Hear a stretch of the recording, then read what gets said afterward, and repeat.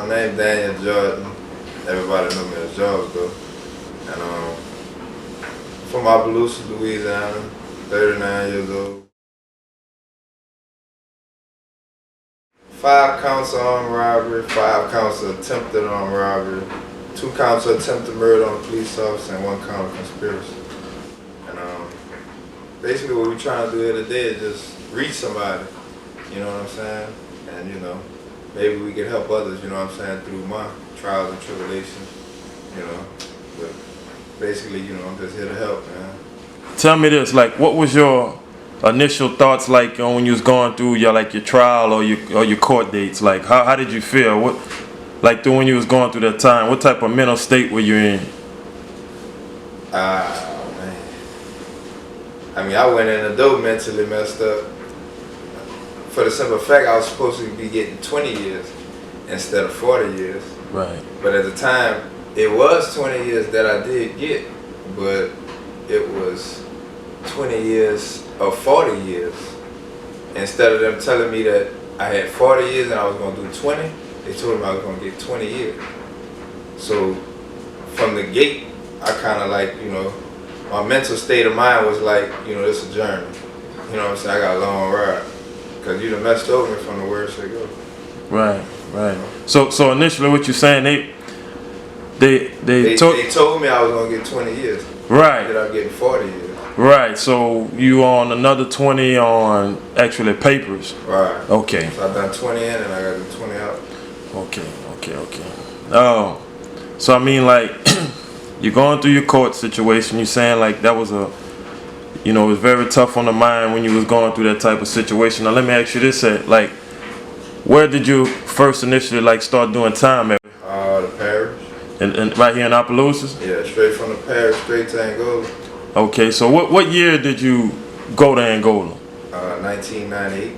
1998? Mm-hmm. So for, just give us as the audience, like, just from we hear stories, we see what goes on TV, but like, give us a walk down or pretty much knowledge of what happens from that bus ride or when you're getting transferred from court to there, like, because some people got the concept of what they see on TV and we don't know if that's real, so we asking like for you to just break that down for us, like tell us what really happens or what goes on from when you initially get there.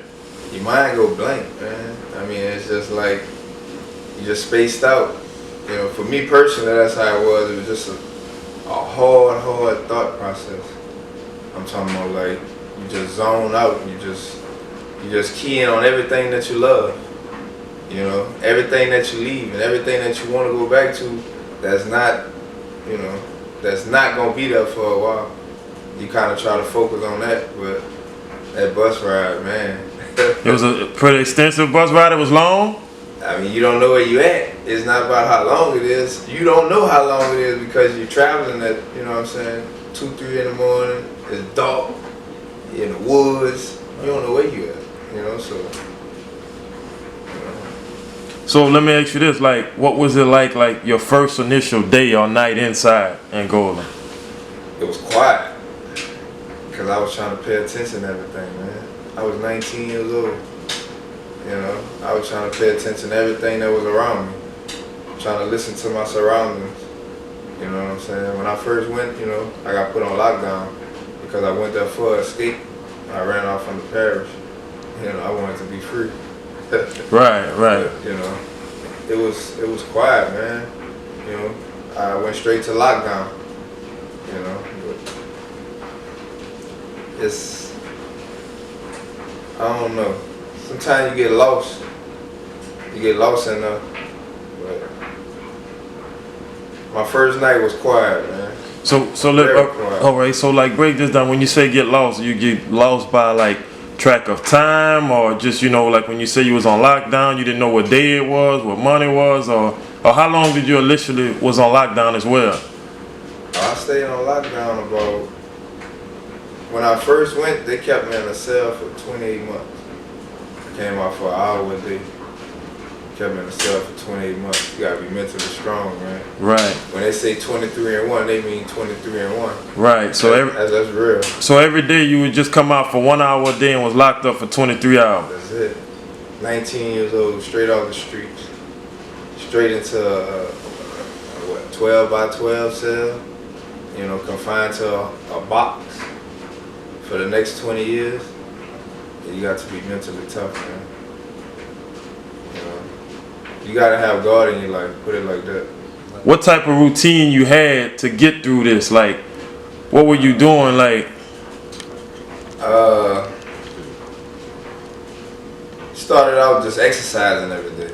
well, we can tell you've been exercising. Yeah, I started out, you know, and I kind of stuck with it. Read my Bible, read newspapers, magazines, learned how to play chess. You know what I'm saying? It was, you do all this to try to make a day go by, but your mind never leave your family. Your mind never leave, you know, people that you love. They never leave it. You might fool yourself for a minute, like, you know, but I don't know. Kind of going back to when I first went in, just thinking about it, because I never really gave it no thought. Like when I first got in, how it was. You know, I kind of let the days do themselves. And I just sit back and just, you know, come up with something to just make a day go by, man. That's a long ways to look down the road. Right. From the first day, and you looking towards, you know, I gotta do 20 years, man. You know you gotta do these 20 years, or you can't make it home. Just trying to imagine that it's like almost like, you know, crazy. But from the first day I went in there, I knew I was coming home, bro. I'm talking about from that very first day, I knew I was coming home. I never accepted jail as being my home. What kept you motivated while inside? Because that's a long road, like, you know, a lot of friends. It kept me motivated, man. That's what got me through this. Little letters, you know, little phone calls. Ain't gotta even be, you know, we get 15-minute phone calls. You know, but that's what keep you going, man. That's what kept me going. All the people I love, that's the only thing keep you going. Everything else is just a pastime. You know, the real life about it, you know, just your family. That's what keep you strong, man. Your family. Simple stuff. Little thank you letters. Little hey, how you doing letters. You know, one line on the page. You know, that make a man strong in prison, man. What's some of the do's and don'ts like when you're in the prison life? Like, what's the do's and don'ts? Because I know in a lot of areas, different states, they might have politics, but you know, just inside of like your journey, like what's some of the do's and don'ts on the prison life? Man, when I first got to prison, the dues wasn't really given to me, but the don'ts were. You know what I'm saying? The don'ts was don't gamble. You know, don't get caught up in homosexuality. Don't steal. You know, just kind of like almost like the 10 Commandments, you know what I'm saying, but vice versa, you know. And they don't give you the dues, you do as you please, but don't do those things. Those are the things that'll get you caught up in prison. Right. You know, drugs, gambling, homosexuality. You stay away from that, you good. You know, but because you see, a lot of people have the conception of, you know, they watch these movies, they see what's on TV, so everybody just feel like what they see on TV actually what happened. So, you know, a lot of people like, and you know, I hate to say this, but a lot of people feel like, you know, if they timid, they might get raped, they might have personal problems where people might extort them. That's true. That's if you timid, you will get raped. I mean, if you weak, you will get beat. You know what I'm saying? That's like one of the laws of the land. And you know what I'm saying? They will extort you if you weak. You know what I'm saying? They will take all your stuff. You know, especially in this day and age right here, it's just like an all-time high in prisons on juggings, you know, killings. You know, the world not gonna show you the mental part of it. The world gonna try to show you the movie screen part of it. You know what I'm saying? They gonna give you the edited version. Right. They're not gonna give you that raw version. You know, it's the mental. They can't show you that mental. You know, if I could put my mentor on a TV screen, you'll probably sit there and watch it all day. You know. So let me ask you this: like, what is the craziest shit or craziest things you ever seen happen? Like, what is one of the craziest things you ever seen happen in that? Oh man, we'll be sitting there all day, but I'm pretty sure. But I mean, you know, for the listeners and the audience, like they, you know, just give them an idea, like of one of the most craziest things you ever seen happen, or some of the craziest things you ever seen happen inside. The laws of the land in there is like, don't let nothing slide. First time you let something slide, you know what I'm saying? You victim. You become a victim. So you gotta stand on your, you gotta stand on your 2 feet and, stand on what you believe in. And you gotta stand on, not only do you have to stand on what you believe in, you gotta stand on the laws of the land also. So now you gotta combine your way with the laws of the land. Just to survive in your environment. You gotta survive. You wanna make it home, you gotta survive. You know? So pretty much what you saying, if two inmates do have a problem, the only way to solve it is by taking the other one's life, pretty much, on the laws of the land. On the laws of the land, I'm talking about on a violent level, yeah. But I think you can solve anything just by sitting down like a man and just talking to a person. Correct. You know, but on the inside, that's a different ballgame. Like we stated earlier, they just got different politics that they go by. Right. Jail political too. They got their little political ways inside of jail. You know, they got their little. I guess that's their pastimes. They got their little thing that they got going on in there where they keep themselves occupied. As far as like political, what we call political inside of jail is like people that always into like to helping the CEOs. You know what I'm saying? Them the political cats. All the ones that help the CEOs. The correction office. You know what I mean? And those are the political people in prison. So let me ask you this: like, growing up, what was it like for you growing up? Like, what type of crew did you hang with? Like, what got you into the life that you in, or the decisions that you made? I had an awesome crew. I love my crew. I love all my dudes, man. I'm talking about every one of them that I came up under, every one of them that I came up with. I love all of them, man. And we had an awesome crew, man. We always had a family tie. You know what I'm saying? To our little growing up, everybody went to each other's house. Everybody went to each other auntie, uncle's house. Everybody ate at each other's house, slept at each other's house. And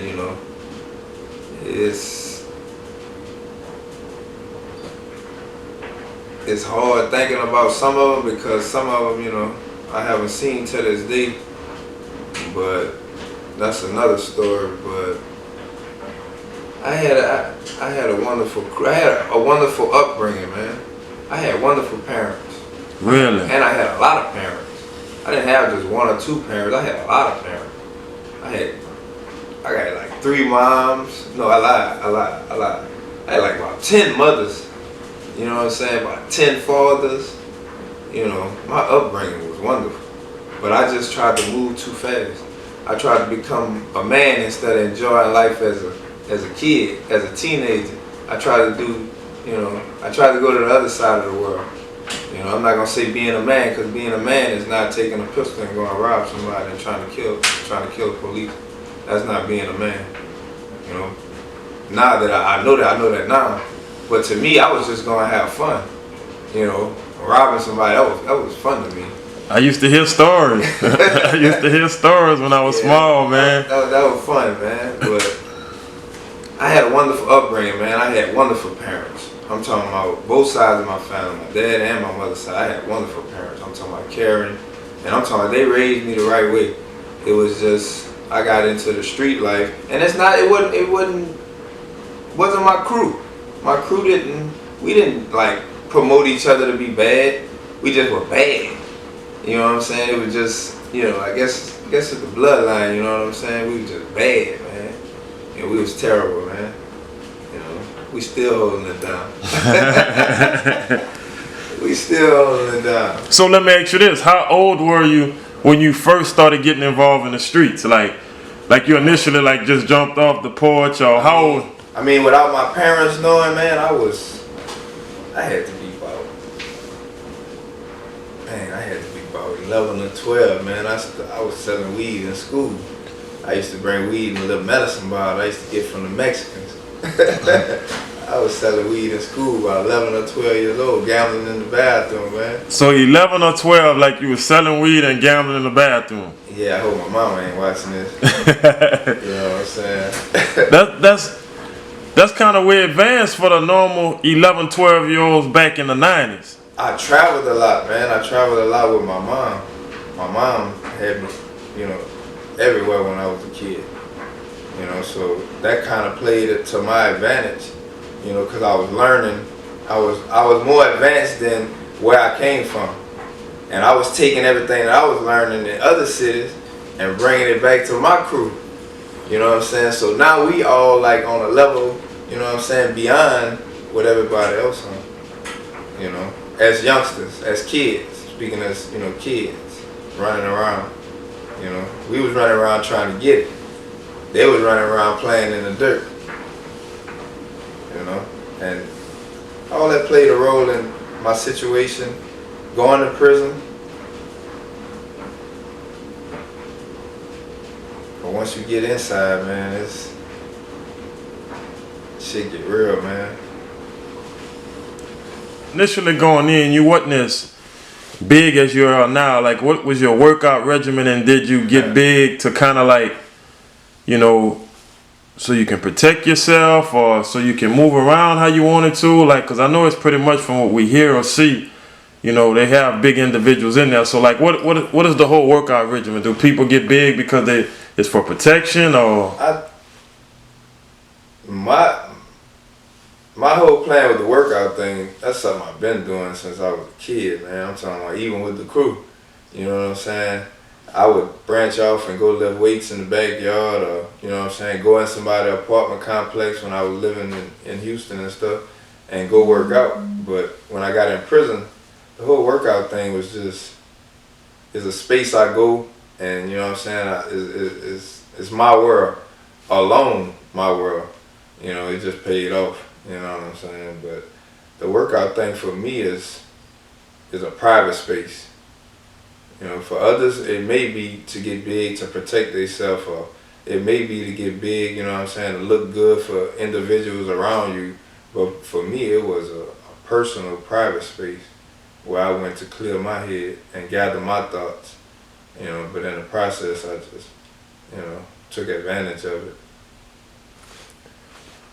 Give a message, or what would you tell to the youth or the younger adolescents that's out here that thinking that, you know, it's cool to carry a gun all the time, or to shoot this individual, or to rob this, or, you know, like being on your path of life that you've been on like the past 20 years, like, you know, give them some type of encouragement or advice that you would try to tell them to not take that path, though. From my personal experience, what I always try to tell the youth,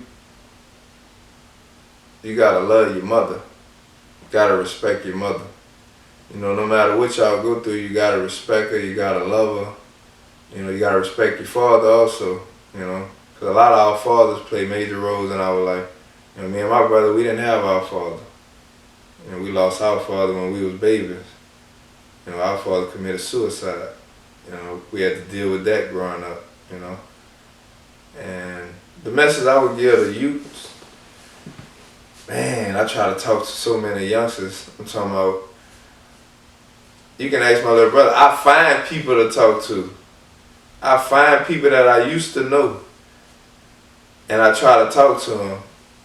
You know, I try to let them, not only talk to them, I'm going to take it beyond talking to them. I try to release the spirit that dwells within me into them and make them feel the joy that I feel.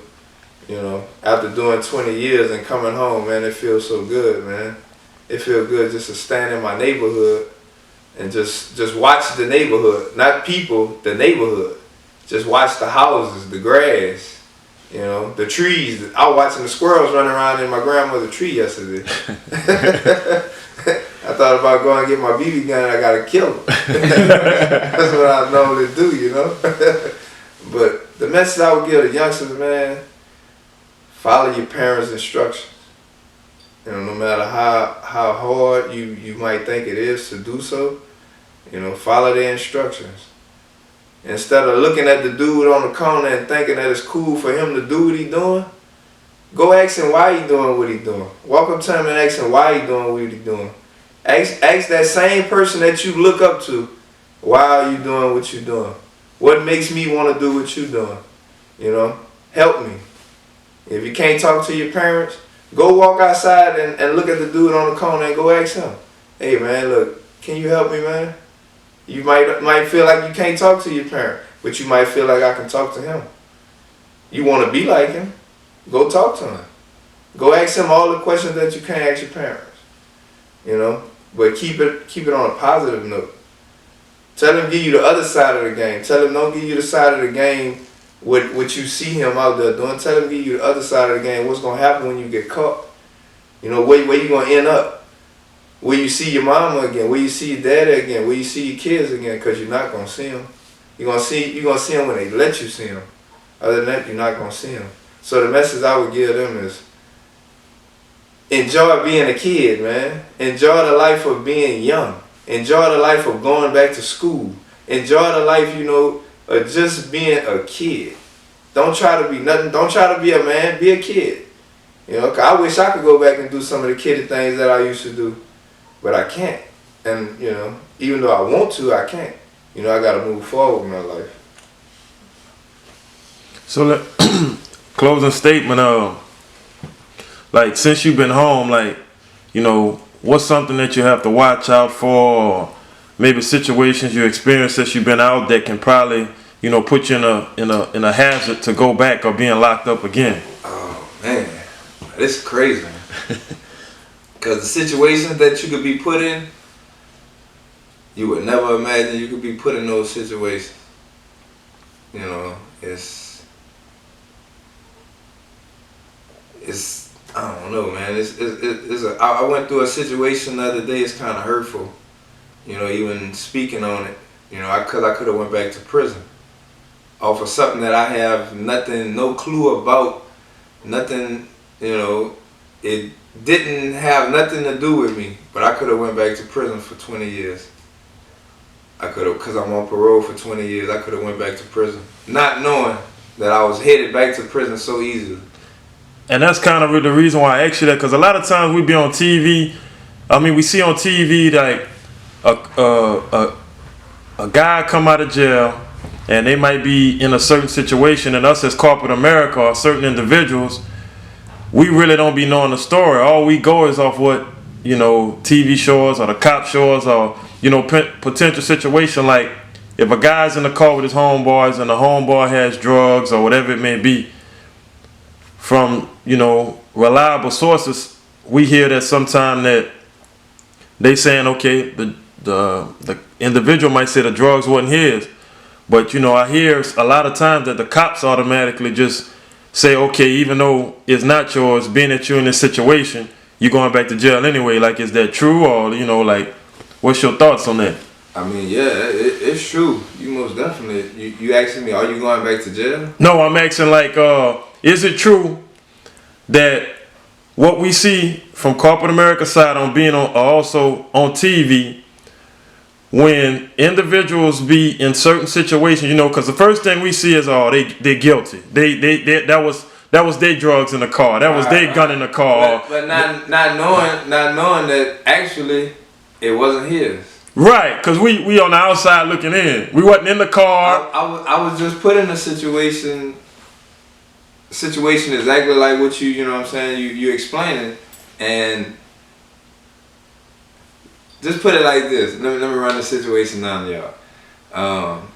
Y'all know I just came home, 20 years I just came home, and I basically picked up a family member to go get something to eat, and I got pulled over by the cops, and I didn't know that my family member had a gun.